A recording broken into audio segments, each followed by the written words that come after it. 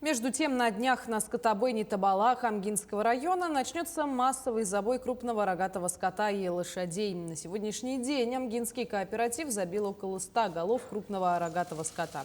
Сейчас работники вовсю готовятся к массовому забою, который планируют начать с 28 октября.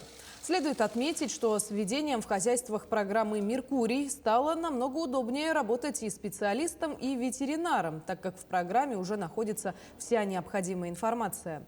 Работы на бойне кооператив планирует закончить 10 ноября. У нас в нынешнем году план 105 тонн мяса говядины и 25,5 тонн жеребятины и конины.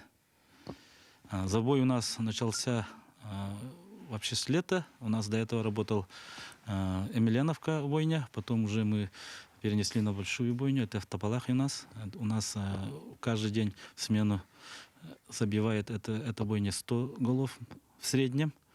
Нынче планируем до 10 ноября должны закончить и говядину, и жеребятину.